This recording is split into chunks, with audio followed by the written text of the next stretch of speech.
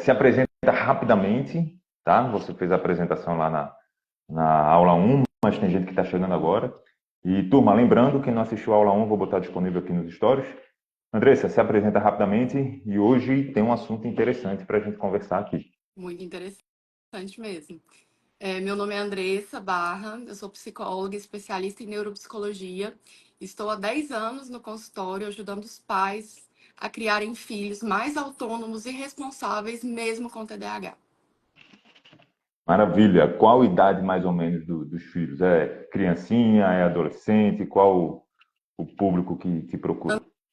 André, eu começo a atender a partir dos 4 anos de idade até adolescentes, tenho pacientes adultos também, mas o meu maior público é de crianças aí de 5 até adolescentes de 16 anos. Legal.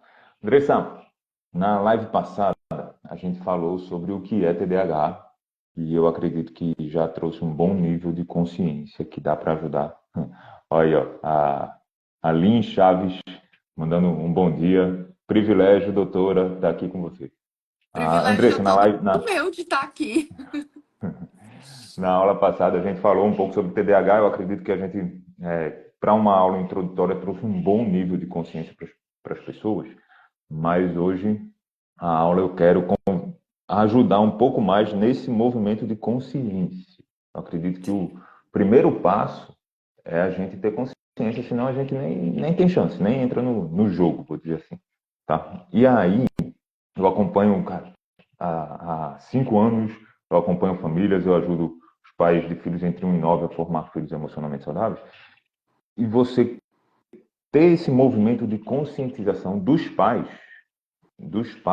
e óbvio que os pais vão trabalhar com as crianças e a gente ajuda com isso, no seu caso, crianças e adolescentes, mas esse nível de conscientização é muito importante.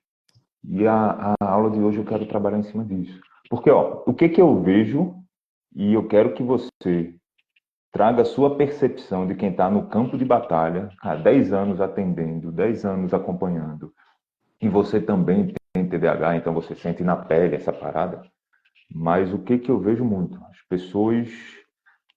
O TDAH é real? Ou às vezes não é nem só TDAH é real. Até tem na teoria, sabe? Se fala sobre muito TDAH, eu sei que é real, mas na prática, não, cara, isso é só desculpa para mau comportamento. Isso é só, às vezes não é que não é real, às vezes, pô, isso é uma muleta para mau comportamento, que é uma coisa diferente, tá? Então, me fala um pouco sobre isso, se você tem essa percepção também no consultório, e o que você tem para ajudar a elevar esse nível de consciência dos pais que têm filhos com TDAH.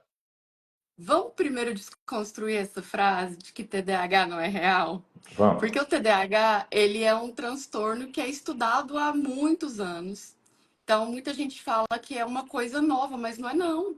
Os primeiros estudos de TDAH, André, foi lá em 1775, com um psiquiatra alemão que começou a relatar esses sintomas de desatenção, de perda de foco, de falta de autocontrole nos pacientes dele. É o primeiro relato na história. Então, não é Uhum. algo novo, é algo que é reconhecido e estudado há muitos anos. Então, só disso daí a gente já começa a desconstruir que dessa frase, que o TDAH não é real. E aí vamos entender um pouquinho mais para frente o que seria esse mau comportamento. Tá, então você disse, ó, André, o primeiro relato, não quer dizer que é o primeiro caso, obviamente, o primeiro relato foi lá em 75. 1775. Qual, Claro qual a que lá base? naquela época não tinha esse nome, TDAH, né? Sim, Era, obviamente. era outra nomenclatura. Eles consideravam lá naquela época que era um dano cerebral mínimo. Era o nome que eles deram. E depois mudou para doença hipercinética, síndrome hipercinética da infância, e aí foi mudando até chegar na nomenclatura que a gente tem hoje. Uhum. Então, esse tipo de comportamento já era observado lá em 1775. Interessante. E já que a gente está desconstruindo essa parada da realidade não só teórica, mas prática, e é óbvio que a gente parte também do teórico, qual que é a base científica para a gente não ficar aqui falando de garganta, não ficar aqui falando de achismo. Sim. Qual que é a base científica sobre TDAH? Então, quem esteve na aula passada vai lembrar que eu falei que de 5 a 8% da população pode apresentar o transtorno, né? Então, existem estudos que mostram que todas as etnias, todas as classes sociais, todos os grupos socioeconômicos, todas as nacionalidades podem apresentar o transtorno. Então, não é uma coisa, só Ocidente, só Oriente, né? A população de classe média, alta, baixa, não. Qualquer pessoa pode apresentar o transtorno. E é um transtorno, André, que é reconhecido tanto pela OMS, Organização Mundial da Saúde, quanto pela Associação Americana de Psiquiatria. Então, é algo que tem fundamento científico e estudo em cima disso. Certo. E aí, Andressa, beleza, é real. Cara, a gente tem histórico de centenas de anos de relatos e tem base científica em cima disso. Como que eu, ou quais os critérios para eu determinar se uma criança ou um adolescente tem ou não tem TDAH? Eu lembro que na aula anterior você falou, André, TDAH é uma parada que vai se desenvolver até os 12 anos. E me Isso. corrija se eu estiver errado. Mas você falou até os 12 anos. Então, de repente, a pessoa tem e nem sabe que tem. Ou não tem e acha que tem. Porque hoje em dia a internet está aí, né? E a gente tem de tudo. Então, me fala um pouco sobre os critérios para diagnóstico de TDAH. Isso eu acredito que vai ajudar quem está aqui, que está naquele pensamento. Eu recebo muito essa pergunta também. Será que meu filho tem TDAH? Então, vamos lá. Os critérios diagnósticos são rigorosos, porque, assim, para a gente chegar ao diagnóstico de TDAH, o paciente tem que ter 6 ou mais sintomas dos 9 descritos pelo DSM-5. Então, o diagnóstico é feito através dos critérios do DSM-5. Então, se o paciente tem 2 sintomas, ele não tem o TDAH. É diferente a pessoa ter sintomas de distração. Todo mundo vai distrair na vida, né? Uhum. Normal. Agora, ter o TDAH é outra coisa. Tá. É outra coisa. E aí tem So- estudos, André, fundamentando mais ainda essa questão. Que Tem parece estudos. ser desafiadores ou Meu computador inadequados. tá falando. Quer participar? Outros estudos mostram que o cérebro de quem tem TDAH, nessa parte aqui frontal, que a gente chama de lobo frontal, que é a mais prejudicada, é 3% menor do que nos outros indivíduos. Oh, A gente interessante. tem um livro que eu gosto muito, que eu utilizo, que é o Tratando o TDAH em Crianças e Adolescentes, que é do Russell Barkley.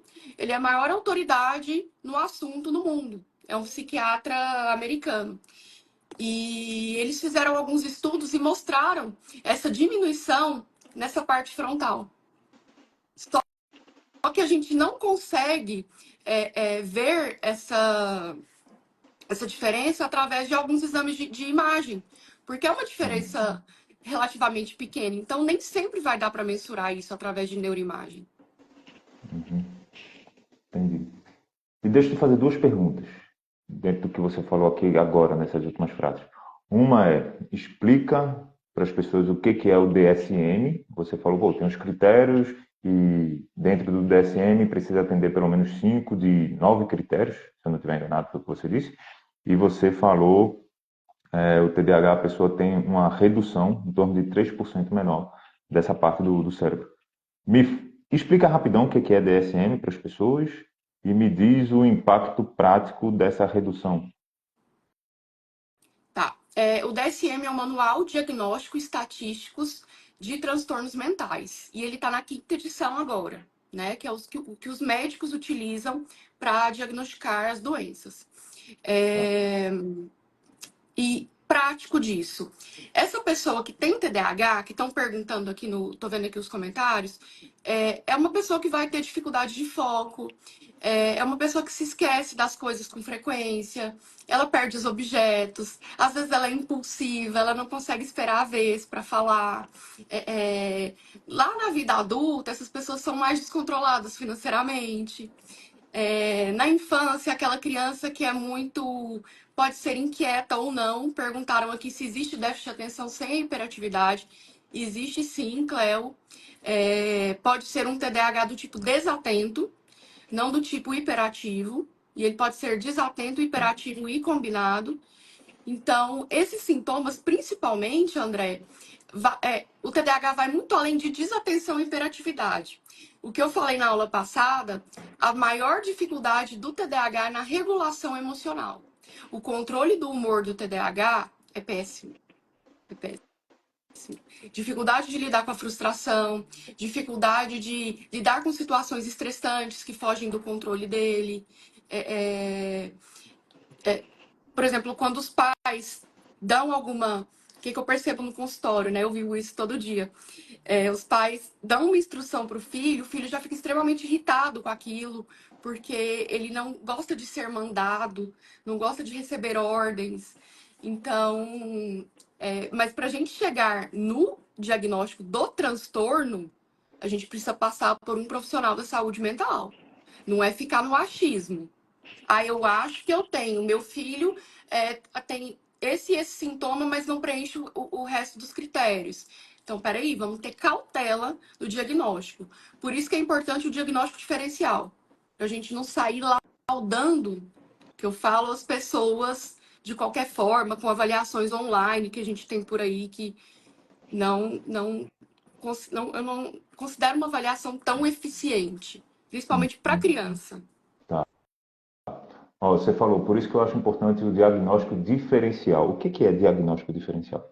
Diagnóstico diferencial é para a gente excluir outras doenças, outros transtornos. Porque tem alguns sintomas que podem ser semelhantes com alguns outros transtornos. Por exemplo, o transtorno bipolar. Ele pode apresentar fases de desatenção, fases de impulsividade, se ele estiver na fase de mania. O transtorno do espectro autista, em alguns momentos, ele pode ser desatento também. Então, a gente chegar nesse diagnóstico diferencial para o paciente, para o tratamento ser cada vez mais assertivo. Legal. Eu quero falar contigo um pouco, Andressa, sobre mau comportamento versus TDAH, entre parênteses, versus entre parênteses. Mas antes, ó, deixa eu só destacar uma coisa que a Andressa falou aqui. Cara, TDAH é real. TDAH existe. Não é desculpa ou muleta para mau comportamento. Ao passo que, perceba que a Andressa falou isso aqui, logo no iniciozinho, ali nos primeiros minutos, e a última fala dela falou, cara, é importante você ter critérios Diagnósticos? não de diagnóstico. Então, existe um equilíbrio, porque eu vejo muito, Andressa, o mundo parece que está cada vez mais polarizado. Isso vai na política, isso vai na educação de filhos, isso vai em um monte de áreas. E aí, Sim. quando se fala em TDAH, eu vejo muito essas duas posturas. A postura de, o TDAH, coitadinho, é uma vítima, não, é uma sentença. Não é nem uma vítima, é vítima da sentença. E essa pessoa está enrolada para a vida toda, e está aqui a Andressa, que é prova que não. A Andressa tem a carreira dela, 10 anos que trabalha, tem TDAH, é responsável, tem autonomia na vida dela, mas porque ela tem consciência, e como ela contou na primeira aula aqui, desde criança que a mãe dela começou a trabalhar isso junto com ela. Então tem o oposto, o lado que eu vejo que o TDAH é uma sentença. E tem um outro lado também que diz, TDAH, como a gente está desconstruindo aqui, não é real, é uma invenção para entuchar remédio na criança. É uma invenção para vender. É uma invenção para dar desculpa do mau comportamento. E, gente, cuidado com os extremos, tá? Sim, Cuidado com sim. os extremos. Então é importante a gente buscar esse equilíbrio. TDAH é real. Existe. E está Até aqui a porque, Andressa. André, desculpa te interromper, até porque nem sempre, eu até vi um comentário que a indústria farmacêutica agradece, nem sempre o paciente com TDAH vai precisar da medicação. Muitas vezes, as intervenções que a gente faz em casa, no consultório, com a família, já são suficientes, dependendo do grau de prejuízo que aquela criança tem. Eu tenho muitos pacientes que não fazem uso de medicação. Eu tenho outros que têm prejuízos maiores e que precisam. E você comentou que você faz uso. Eu faço uso de medicação. O que eu e meu médico optamos? Por fazer o uso nos meus dias que são mais pesados, entre aspas, né?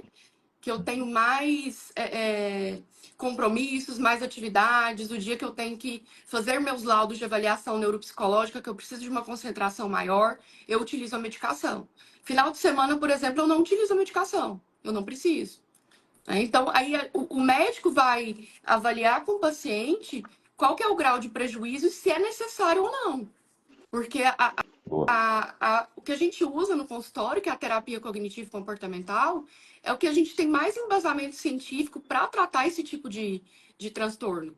É o que a gente tem mais resultados. Então, a gente vai tentar mudar ali aquele comportamento daquele paciente. E a família precisa participar também. A gente não atende só a criança, a gente atende um todo. Isso é importante. Não é só a criança, precisa do envolvimento da família. Eu lembro que a gente falou brevemente sobre isso aqui na aula anterior. Então, ó, vamos seguir.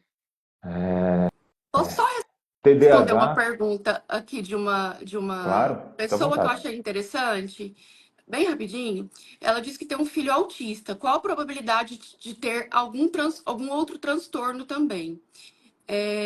Eu não estou conseguindo ver seu nome direitinho, porque eu acho que está sobrenome, mas é o seguinte: crianças com TEA podem ter uma chance de 20 a 50% de ter TDAH também, tá? Mas nem sempre. Depende também do grau de suporte que o seu filho é. Então, vale a pena você procurar o profissional que acompanha vocês para tirar essa dúvida. Boa, boa. Deixa eu te pedir para já responder as duas perguntas seguintes, e aí a gente entra no próximo tópico. Ó. Pode ser. Perguntaram aqui como faço para descobrir se tenho, e aí TDAH no caso, e como distinguir, essa é boa, como distinguir a patologia da má educação. Vamos para a primeira pergunta primeiro. Como faço para descobrir se eu tenho? Procurar um profissional da saúde mental, seja um psicólogo, um psiquiatra, um neurologista. Né? O diagnóstico do TDAH é clínico, então o profissional vai conduzir você aí numa anamnese bem feita, fazer perguntas para você, e pode ser que você precise fazer uma avaliação neuropsicológica para chegar ou não nesse diagnóstico, mas nem sempre é preciso. Às vezes, com a análise clínica, a gente já consegue diagnosticar. E a segunda pergunta, eu acho que a gente vai entrar nesse próximo tópico aqui agora. Como distinguir a patologia da má educação? Isabel, crianças que têm a patologia no TDAH, elas são consideradas muito preguiçosas, muito, às vezes, com falta de educação, porque elas são provavelmente impulsivas. Então, elas não conseguem controlar o comportamento delas. E não porque elas querem, porque isso é uma estrutura do funcionamento cerebral delas. Tá? Então, é um déficit ali no funcionamento cerebral, no controle emocional. E é uma forma, não é uma escolha consciente que elas fazem de agir dessa forma. A gente vê no consultório, tem muito relato de pacientes, eles falam assim para mim: tia, quando eu vi, eu já fiz. E aí eu me arrependi. Por quê? Porque ele foi impulsivo, não conseguiu conter o comportamento e depois ele se arrependeu. E aí vem a culpa. A criança que tem um mau comportamento, ela faz isso de escolha com uma escolha consciente. E nem sempre ela vai se arrepender. Tá aí a diferença da patologia para a má educação. Tá, vamos entrar um pouco nisso, porque pode não ficar claro, tá? E aí a gente quer deixar o mais claro possível aqui. Vê só, a criança com TDAH, muitas vezes ela não consegue, ou seja, ela não tem a capacidade, Sim. não é possível para ela conseguir dar conta de uma situação e manifestar isso num bom comportamento. Tá? E eu vou definir como bom comportamento aqui o comportamento que faz bem. Faz bem para ela, faz bem para o próximo, faz bem para o ambiente. Certo? A criança Isso. que não tem TDAH, eu acredito, Andressa, que nem sempre é uma escolha consciente. Existem os momentos que ela também não consegue mais. Vai Por ser falta de maturidade isso, também, né? exato. Só que vai ser mais difícil para o TDAH, em termos de estrutura física, que vai Sim, impactar ali mais na parte subjetiva, que vai gerar o comportamento. Vai ser mais difícil para o TDAH, ou seja, ele vai ter um menor controle do que para uma criança que não tem TDAH, certo? sim. E aí, me fala um pouco, porque a gente pode. É importante deixar isso muito claro, gente. TDAH é real. A gente está falando isso aqui o tempo todo. TDAH é real, mas não é sempre. A Andressa falou aqui, cara, Sim, de 5 a 8%. Então, ela falou bastante, tem que ter muito critério no diagnóstico de TDAH. Não adianta ouvir isso aqui e falar, ah, meu eu filho tem tenho. TDAH. Eu tenho TDAH. Aí, e pronto. Não é isso, certo? Dito isso, é real. Quem tem TDAH vai ser mais difícil. Vai ser mais difícil. Vai ter uma menor capacidade. Perceba que eu não estou falando uma menor habilidade. Uma menor Não é capacidade de que conseguir ele não consegue, ele até consegue, mas ele vai ter mais tendências a fracassos, né, a isso. recaídas, e é mais difícil para quem é TDAH. Comparado com quem não tem. Sim, Certo? Então, ó, o mau comportamento, ele vai acontecer. Seja na criança com ou na criança sem. No adulto com ou sem TDAH, que é o tema com da gente certeza. aqui. Ele vai acontecer. Só que para quem tem um transtorno, e se essa pessoa nem sabe que tem, ou se sabe que tem, mas não dá atenção, ou se sabe que tem, não tem um acompanhamento, ou se sabe que tem e não tem o tratamento, cara, para essa pessoa vai ser muito mais difícil do que Sim. para quem não tem. Andressa, me traz uma experiência de pele. A Andressa tem TDAH, gente. Me traz uma experiência de pele, de vida, que você olha assim e fala, cara, como você tem muito consciência, você trabalha, você olha assim e fala, eu sei que isso aqui tem um viés, tem uma força, tem um empurrão do TDAH que eu tenho dificultando o meu controle ou um comportamento ou algo que eu entendo que eu deveria fazer. Se você conseguir pensar alguma coisa aí de experiência própria para compartilhar com as pessoas aqui. Bom, diariamente eu tenho dificuldades em várias tarefas, em várias atividades. Por exemplo, esses dias eu fui colocar alguns ovos para cozinhar. Eu esqueci que eu tinha colocado os ovos para cozinhar, esqueci de marcar o timer no celular e ter um timer no fogão. E aí eu lembrei, putz, o ovo. A hora que eu cheguei lá na cozinha, eu falei, eu não sei se o ovo tá cozido demais, se ele tá mole ou se ele tá no ponto. Eu vou ter que quebrar ele para arriscar. Então, assim, são dificuldades, André, no dia a dia. Por exemplo, para manter. Se eu não tenho uma rotina estruturada, eu saio da minha órbita. Eu preciso ter tudo anotadinho o que eu vou fazer. Senão eu esqueço, senão eu não lembro. Se eu não marcar na minha agenda que eu tenho uma consulta com o médico, eu não vou lembrar. Então, E e ó, na infância, esses sintomas podem ser um pouquinho diferentes. Então, por exemplo, aquela criança que perde os materiais escolares, que esquece de levar o livro para a escola, esquece os materiais, ele não consegue ter organização com as coisinhas dele. O quarto é geralmente, né? Não podemos generalizar também. O quarto geralmente é bagunçado, ele não sabe onde estão as coisas, ele não consegue prestar atenção na aula porque ele está com a cabecinha lá no mundo da lua. Esse seria mais o desatento. Agora, o hiperativo é aquele que não para quieto, aquele que se levanta constantemente, não consegue esperar a vez dele, tem vontade de ir ao banheiro toda hora, ou beber água, toda hora ele está pedindo para a professora para sair da sala. Então, são alguns comportamentos que a gente percebe nas crianças que são frequentes. Mas aí, de novo, o diagnóstico diferencial é muito importante. Eu até vi uma pessoa falando aqui, eu concordo com ela, que os médicos, muitos hoje, já saem enviesados da faculdade.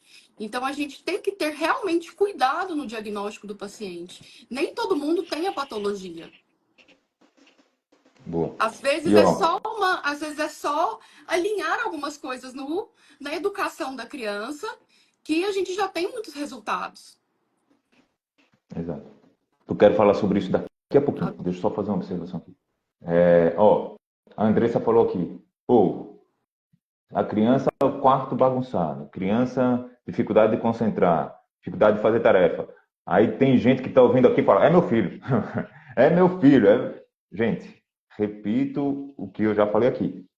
A criança que não tem TDAH, ela também pode ter dificuldade de manter o quarto arrumado, pode ter Sim. dificuldade de concentrar, pode disso tudo. E aí vai muito da educação, da rotina, do dia a dia de vocês. Só que para quem tem TDAH é mais difícil, é mais intenso, é mais puxado, é um esforço maior para conseguir.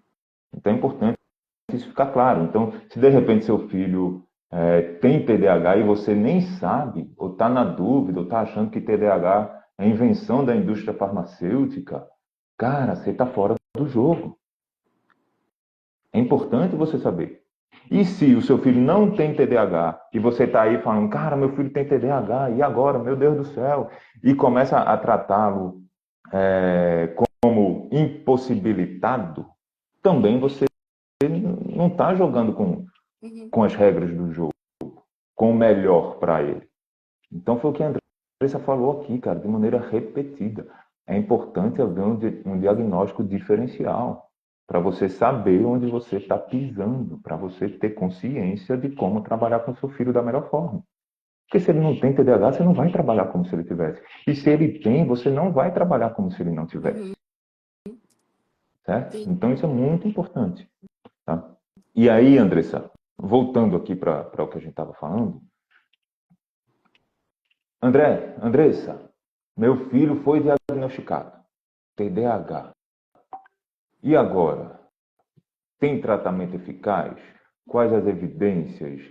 Antes disso, qual o impacto na vida do meu filho enquanto criança e ao longo da vida dele, adolescente e adulto, do TDAH? Me responde essa primeiro, depois eu puxo a do tratamento. Qual o impacto na vida de quem tem TDAH na prática, não só na teoria? O TDAH, igual eu falei na última aula, quem esteve aqui, ele tem que se manifestar em dois ou mais contextos. Então, é aquela criança, aquele adolescente que vai ter dificuldade em mais de uma área da vida dele. Então, na escola, se tiver mais na adolescência, na faculdade, nos relacionamentos, com relação em casa, com a família. Ele vai ter dificuldade em diversas áreas. E essas dificuldades são frequentes, André. Elas não são pontuais, tá? Boa. Então ele vai ter dificuldade aí para se organizar, ele vai ter dificuldade para controlar os impulsos dele, ele vai ter dificuldade para se concentrar. Vai ser mais difícil para ele, por exemplo, sentar e estudar. Às vezes ele vai precisar de uma motivação, de alguém ali do lado para incentivá-lo. E esses problemas muitas vezes afetam a autoestima da criança. Porque, poxa, meu coleguinho dá conta, eu não dou. Mãe, eu não sou inteligente. Meu colega tira 10 na prova, eu estudo, estudo, estudo, eu tiro 7, mãe. Eu ouço isso no consultório. E aí a gente precisa trabalhar essa autoestima da criança e mostrar para ela que cada um é cada um e que o potencial dela também pode ser desenvolvido diante da dificuldade que ela tem. Porque se a gente não trata, lá na frente ela pode desenvolver uma depressão, uma ansiedade. Então, isso aí Isso é muito sério. é delicado. É Hoje, delicado e sério. hoje a gente vê que, até na minha época, a gente competia com um amiguinho. Ah, não, eu tirei 8, você tirou 7,5. Haha, eu saí melhor. A gente brincava com isso na escola. E, querendo ou não, as crianças competem. E a criança que tem Uhum. dificuldade, ela vai se sentir rebaixada. Eu me Ela senti tende a. assim, André. Eu precisava sempre estar com alguém para estudar comigo. Porque não é porque eu não sabia, mas é porque eu não conseguia ficar quieta. De 2 em 2 minutos eu queria levantar, ir no banheiro, e passava um mosquitinho, eu olhava pra ele. Tinha um barulho, uma sirene do carro passando na rua, eu ia lá olhar. Então, eu precisava de alguém me motivando. E aí, dentro de mim, eu ficava assim, mas por quê? Meus amigos estudam sozinhos, eu não dou conta, mãe. Desculpa a palavra, eu sou burra.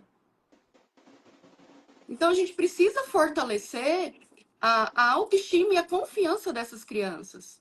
Porque TDAH não é sinônimo de falta de inteligência. Não tem nada a ver com QI. Uhum. Nada a ver. Faz sentido. Você falou, eu lembrei, eu estava conversando esses dias. Uma amiga TDAH que ela tem é desse jeito. A gente tava conversando, daqui a pouco passa um mosquito, ela. E já não tava nem aí mais porque eu tava falando. Desse jeitinho. Se eu desfocar aqui, é porque às vezes uma pergunta sua me remete a outra coisa e eu tô tentando raciocinar, mas às vezes o raciocínio não vai. É. E ó, deixa eu te perguntar, tratamento eficaz tem evidência? Tem. Como que seria? Me falar um pouco sobre isso. Hoje a gente considera que o tratamento do TDAH faz parte de alguns pilares, né? Muita gente fala, tem que dar medicação. Nem sempre, igual eu falei. Uhum. Então, as opções que a gente tem: tratamento medicamentoso, a gente tem psicoterapia, a abordagem que a gente mais indica é a terapia cognitivo-comportamental e mudança de rotina e o apoio familiar. Porque não adianta também você só dar o remédio. Eu até postei um vídeo ontem no feed. Não adianta só você dar o remédio, que o remédio vai tratar só o sintoma. E a causa? E a mudança do comportamento? O remédio não muda comportamento. Entendeu? Então a gente tem que ter um todo no tratamento do TDAH. Então, tudo isso tem validação científica. Esse tipo de tratamento melhora a concentração, a gente tenta melhorar o controle inibitório desse paciente, a capacidade de memória operacional, que geralmente é muito prejudicada no TDAH. Então, todos esses tratamentos são eficazes. E eu acredito, André, também, que às vezes muita gente pensa que o TDAH não é real, talvez por medo do diagnóstico. Faz sentido. Por medo do Faz sentido. diagnóstico. Opa, se meu filho for, e agora? O que eu faço daqui para frente? Eu tô com uma sentença na mão? Isso acontece com o TDAH, acontece com outras coisas também. Com outras Aquela pessoa que não quer coisas, fazer um exame de sangue para não descobrir doença. para não descobrir uma doença. É, e aí, óbvio que o TDAH vai ser uma parada muito mais Ainda tem do um que o exame de sangue. preconceito, né? Eu Também. acho que a Da gente ainda tem família, muito preconceito da saúde mental. também. Do tio, da sogra, daí, às vezes, dos pais dos coleguinhas. E às vezes o pai do coleguinha nem vai ter, mas eu tenho medo do preconceito também. O preconceito existe, mas também tenho medo do preconceito. Uhum. Então isso é muito, Sim. muito, muito, muito raro. Então, Andressa, só para a gente fechar aqui, cara, para seguir. Me faz um resumo breve, já que você tem TDAH, deixa eu te fazer uma pergunta bem facinho. Me faz um resumo breve do que a gente falou aqui. Me Vamos lá, gente. fala. Me ajudou bastante. Eu sou do tipo combinado, tá? Eu sou desatenta e hiperativa também. Então a perninha aqui embaixo não para. A gente falou dos critérios diagnósticos, da base científica para o TDAH. Então a gente tem estudos aí desde lá de trás, não é de 10 anos para cá. A gente falou dos tipos de tratamento que a gente tem para o TDAH. A gente falou dos critérios diagnósticos que são rígidos para isso. Diferença entre mau comportamento e TDAH. Então, diante disso, a gente precisa sempre ter cuidado para dar o diagnóstico para alguém, independente de qual seja. Eu acho que isso daí é o meu diferencial, o que da questão. Porque nem sempre que os pacientes vão para o meu consultório, vem com a suspeita, né? Claro. Mas nem sempre a gente chega na conclusão disso. A gente vê que talvez é algo pontual, que vai ser resolvido com estratégias simples. Outros casos, a gente vê nitidamente que é um TDAH. Uhum. E Isso é- perguntaram aqui atrás, André, a partir de qual idade dá para diagnosticar? A gente não tem uma idade correta, assim, certa para diagnosticar. A gente tem que ter um cuidado com crianças muito pequenas, abaixo aí de 5, 6 anos, mas eu já diagnostiquei crianças de 3 anos e meio, que eram nítidos o comportamento e que passaram por um neuropediatra. Essa mãe até me mandou uma mensagem hoje de manhã, que hoje eles moram lá no Paraná, e a criança hoje está com 9 anos. Eu diagnostiquei ele com 3 anos e meio. Está fazendo um tratamento com o médico na cidade que eles estão agora. E hoje ela reconhece a importância, né, do diagnóstico do filho dela de forma precoce, porque hoje ele está evoluindo super bem. É difícil? Legal. É difícil. Mas ela me relatou aqui na mensagem que ele está numa escola de alto rendimento. Ele está conseguindo acompanhar a turminha. Mas por quê? Porque foi iniciado o tratamento lá atrás. Legal. Legal. Cara, tem que auxiliar, tem que ajudar. E aí, na minha visão, vem muito ali a responsabilidade dos pais que estão atentos aos seus filhos de dar esse suporte. Então, você está ouvindo a live, ô Andressa, eu não sei se o meu filho tem ou não. Eu busco ali, cara, busco. Às vezes a pessoa, quando me faz essa pergunta, geralmente eu falo isso. Pô, seu coração de mãe está dizendo para você investigar isso. Pode ser que seu filho tenha TDAH, pode ser que não tenha. Sim. Mas se você não busca essa resposta, pô, foi pelo seu Viver com filho. essa Eu falo que É, viver com a interrogação na cabeça é horrível. é. Então, você vai lá, lógico, você espera que não tenha. E não é que o TDAH é a pessoa do mal, óbvio que não, mas é porque, como a gente falou aqui o tempo todo, é mais difícil para ele. E a gente não quer o mais difícil para o nosso filho, Uhum. assim como não é uma sentença. Óbvio que não. Sim, Você trata, você resolve e tudo mais. Agora, busca a resposta. com Busca a certeza. resposta. Certo? Anitta, piloto 50, botou aqui, ó. Eu tenho uma filha com TDAH. Hoje ela é médica veterinária, casada, e eu nem sabia o que era esse transtorno até minha filha ter 6 anos.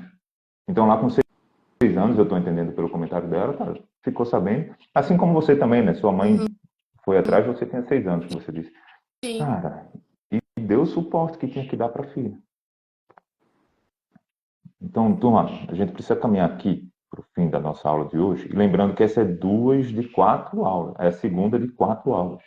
Vou postar aqui no Story a primeira. Vou montar lá uma sequência, uma playlistzinha no YouTube para vocês terem acesso. E se você tem aí em casa um filho com TDAH, ou está suspeitando, está em dúvida, segue a Andressa. Já vai lá, cara, já segue. Assiste às aulas, porque realmente pode ser uma diferença no relacionamento entre vocês, na rotina entre vocês. Você vê que a gente fala aqui TDAH e tal, mas na prática, no dia a dia, é aquele estresse de você ter que falar 50 vezes a mesma coisa Uhum. e você acha que a criança está fazendo pouco caso do que você está falando e às vezes não é. Na prática, é você estressada, que o quarto do seu filho está uma zorra, está uma bagunça, e de repente, se ele tem um direcionamento adequado, cara, resolve aquela parada. Porque no final das contas, a gente quer o relacionamento gostoso com os nossos filhos. No final das contas, a gente quer que os nossos filhos tenham as ferramentas para que eles vão bem na vida. Assim como a Anitta falou com orgulho aqui da filha dela, cara, médica veterinária, mesmo com TDAH. Assim como a Uhum. Andressa está aqui, tem TDAH, e, pô, psicóloga, 10 anos, formada, bem-sucedida na carreira. Seu filho pode ser responsável e autônomo.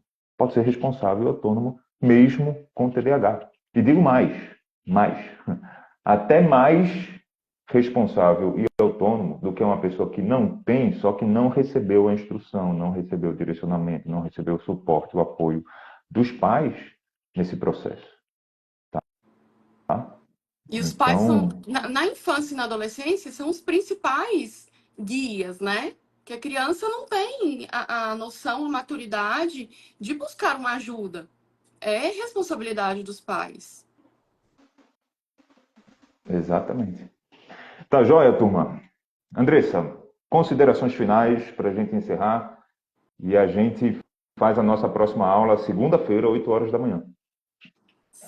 Certo, vamos lá. Considerações finais de hoje, retomando essa frase que o TDAH não existe, é apenas uma desculpa para mau comportamento.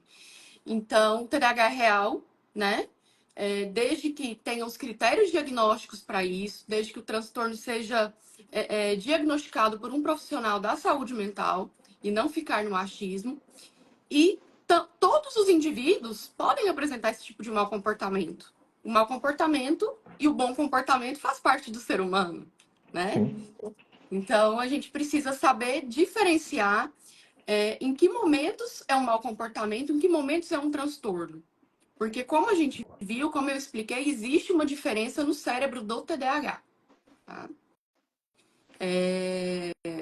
E essas crianças, esses adolescentes vão ter mais dificuldade em manejar o humor, em lidar com o autocontrole, em se concentrar.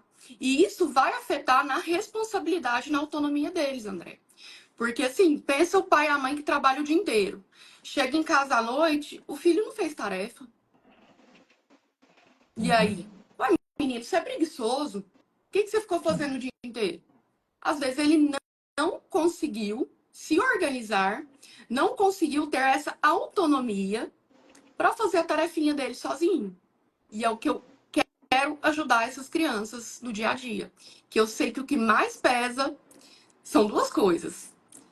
São os relacionamentos familiares e a parte escolar. A gente se tratando aí de crianças e adolescentes, né? Agora, aí nos adultos, aí às vezes as queixas mudam, né, de contexto. Mas se tratando de crianças e adolescentes, os maiores prejuízos são nas relações pessoais e no contexto familiar. É onde eu quero desenvolver essa responsabilidade, essa autonomia das crianças. Tá ótimo, tá ótimo. Gente, segue Assim a como eu Andressa. tive esse suporte, né? Oh, desculpa, te cortei, Andressa. Pode falar, Assim fica à vontade, tá? como eu tive esse suporte. Boa, boa, boa, boa. Turma, segue a Andressa. Segue, segue, segue. Vai lá, cara. Acompanha o perfil dela. Se você tem dúvidas sobre TDAH, manda lá no direct dela. Enche a caixinha, Eu vou abrir uma caixinha que fica mais fácil. Daqui a enche a pouco eu vou caixinha de abrir uma pergunta dela, caixinha que eu vou respondendo as perguntas que não foram respondidas aqui. certo? E aí acompanha as respostas, acompanha o trabalho dela aqui na rede social. E se você tem filho com TDAH, especialmente você que tem filho com TDAH. Tá joia? Como eu falei para vocês, essa é a segunda de 4 aulas. Segunda-feira da semana que vem, 8 horas da manhã, vai ser a nossa terceira aula. Fica atento aqui nos meus stories e nos stories da Andressa, que a gente vai divulgar a aula anterior e vai botar a gravação dessa aqui disponível para vocês assistirem também. Andressa, obrigado. Eu que te Obrigado pelo bate-papo agradeço. de hoje. A gente se encontra segunda-feira agora. Segunda, estamos aqui novamente. Então, tá bom. Valeu, gente. Abraço. Tchau. Tchau, tchau.